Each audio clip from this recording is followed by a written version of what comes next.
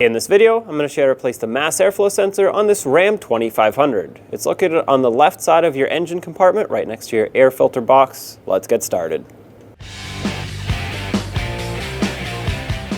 Let's unplug the electrical connector. There's a gray lock on it that you have to pry backwards. You could use a little pocket screwdriver to help you out.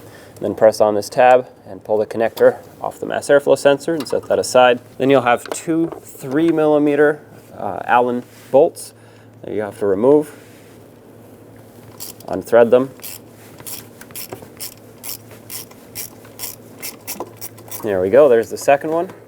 Remove it. Now this intake is not factory, so for you the mass airflow sensor might be slightly higher or even have different hardware, but at this point you should be able to remove it from the intake, and there it is. Now grab your new mass airflow sensor and install it, making sure that it goes in the right orientation. It has an arrow pointing in the direction of the airflow, so make sure you get that right. Slide it all the way in, and then of course reinstall the two fasteners that hold it on.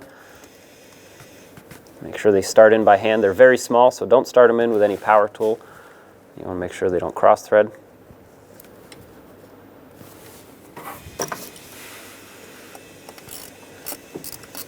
And now tighten both of them up.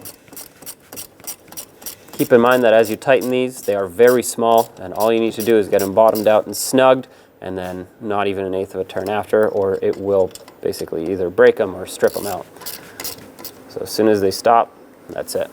Now let's reconnect the electrical connector. When you do this, make sure that it clicks. Once it's clicked, lock the lock. And there you have it.